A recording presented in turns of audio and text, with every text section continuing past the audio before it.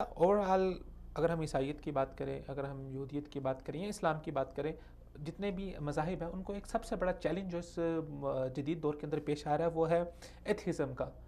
جو لوگ مذہب بیزار ہیں، مذہب کے مخالف جاتے ہیں. چلے ہم عیسائیت کی تو بات کرتے ہیں کہ اس کے اندر تحریف موجود ہے، تو وہ جب تحریف ہوگی تو ظاہری بات ہے وہ انسانی عقل کے مطابق ہوگی، اور جب انسانی عقل کے مطابق ہوگی تو اس میں خامیاں رہ جاتی ہیں، کوتاہیاں رہ جاتی ہیں، جس کی وجہ سے ایک بہت بڑا کنفلکٹ پیدا ہو گیا اور لوگ اس کے مخالف ہو گئے. لیکن اسلام تو عالمگیر مذہب ہے، اسلام ایک محفوظ مذہب ہے، اس کے اندر کسی قسم کا کوئی شک و شبہ، کسی چیز کی کوئی گنجائش نہیں ہے. تو پھر اسلام کے ساتھ جو یہ کنفلکٹ ہو رہا ہے ماڈرن ورلڈ کا، اس کی کیا وجہ ہے؟ دیکھیں، الحاد پر اگر آپ بات کریں گے نا تو الحمدللہ اسلام ایک ایسا دین ہے، مذہب نہیں میں دین کہوں گا، یہ ایسا دین ہے کہ جو ہر کسی کو موقع دیتا ہے کہ آؤ سوال کرو. صحیح. ٹھیک ہے. اب اگر آپ الحاد کے اوپر بات کرتے ہیں کہ ہم ان کو کس طرح سے سمجھائیں یا ہم ان کو کس طرح سے جو ہے نا اسلام کی حقانیت سمجھائیں، تو اس کے لیے بہت سارے دلائل موجود ہیں. پہلی بات تو اس چیز کو ذہن میں رکھیں کہ دنیا کے اندر دو ہی چیزیں، یا خالق ہے یا مخلوق ہے. صحیح. ایک دفعہ ایک جگہ پروگرام ہوا تھا، تو پروگرام کے درمیان ایک صاحب کھڑے ہوئے، مجھے کہنے لگے کہ اللہ تبارک و تعالیٰ کے وجود کی دلیل دیجیے. میں نے کہا کہ آپ مانتے ہیں اللہ تعالیٰ کو؟ کہنے لگا نہیں میں نہیں مانتا. آپ اللہ تعالیٰ کے وجود کی دلیل دیجیے اور ثابت کریں کہ ابھی اللہ تعالیٰ ہے کہ نہیں ہے.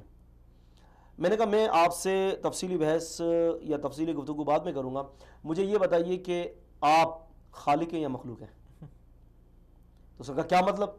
میں نے کہا چھوٹا سا سوال کیا ہے میں نے کہ آپ مجھے یہ بتائیے خالق ہیں کہ آپ مخلوق ہیں. تو اب وہ پریشان ہو گئے، تھوڑی دیر کے لیے سکتہ طاری ہو گیا کہ آخر کیا جواب دوں، میں خالق ہوں کہ میں مخلوق ہوں. میں نے کہا آپ دونوں چیزوں میں سے کوئی ایک چیز ہو. اگر آپ کہو گے کہ جی میں خالق ہوں تو میں آپ سے یہ گزارش کروں گا کہ ابھی اپنے جیسا ایک اور انسان یا میرے جیسا ایک انسان فوراً ہاتھ پیدا کر کے دکھا دے.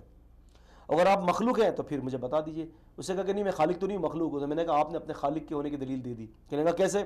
میں نے کہا مخلوق جو ہوتا ہے، میں نے کہا وہ خود اس بات کی دلیل ہے کہ اس کو کسی نہ کسی نے پیدا کیا ہے. میں نے کہا وہ اللہ تبارک و تعالیٰ کی ذات ہے.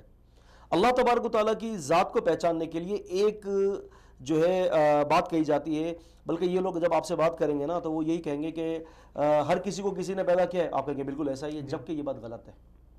ہر کسی کو کسی نے نہیں پیدا کیا، یہ بات غلط ہے.